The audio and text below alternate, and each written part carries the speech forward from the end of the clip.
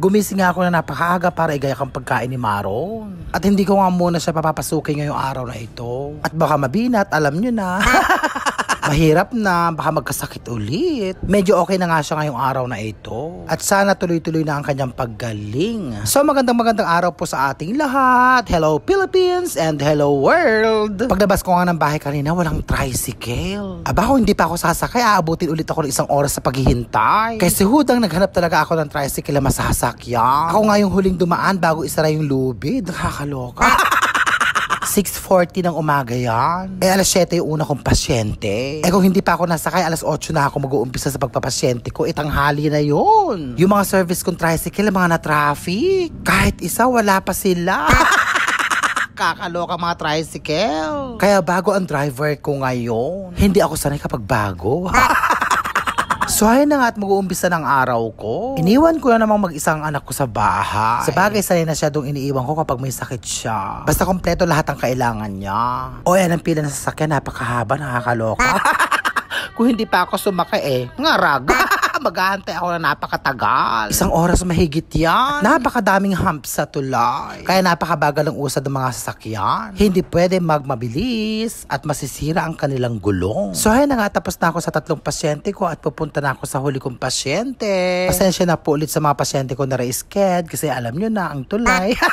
At kailangan din maaga ako makauwi para may kasamang anak ko sa bahay. Di bali, mapupuntahan ko naman kayong lahat. Nataon lang pong may sakit ang anak ko. So ayan na nga, taga-antay na ako na masasakyan dyan. O di ba, napagkatagal-tagal. 30 minutes yata ako naghintay dyan bago ako nakasakay ng jeep. So ayan na nga, tapos na ang aking pagkatrabaho ngayong araw na ito. At syempre, dadaan muna ako dito bago ako umuwi. At nagpapabili ang anak ko ng alam nyo na at gutom na daw siya.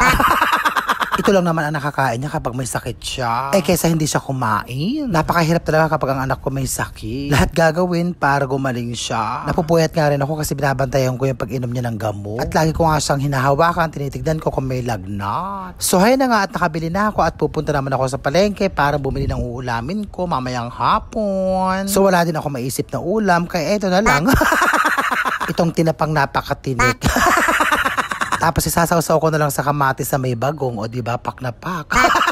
At bumili na rin ako ng babaunin ni Maron bukas kasi nga papasok na siya sa school. So ayan nga at nakapamalengke na ako at pauwi na ako ng bahay. At pagdating ko nga sa bahay, agad kong iginayak ang pagkain ni Maron. At gutom na nga daw siya o diba, medyo pumayat ng konti. Paano hindi siya makakain ng maayos? Ako nga ang tagakain ng kanyang mga tira. Pinauna ko na nga siyang kumain. Para yung tira niya, ako na ang kakain. Hindi naman niya nauubos yan. Kalahati nga lang ang kanya nakakain dyan. Ganon din ba kayo sa mga anak nyo? Kinakain nyo yung mga tira-tira nila? Sayang naman kasi, di ba? So ayun nga at hapon na naman, lumabas ako para bumili ng pagkain ni Maron at nagluto ako ng ulam ko. So ayun nga ang pagkain ni Maron ngayon, arroz caldo na may 2 itlog. Wala nga siyang maisip na uulamin kanina, kaya na lang daw ang bilin ko. At ang ulam ko naman ay ang tinapang kabasi na ubod ng tinik.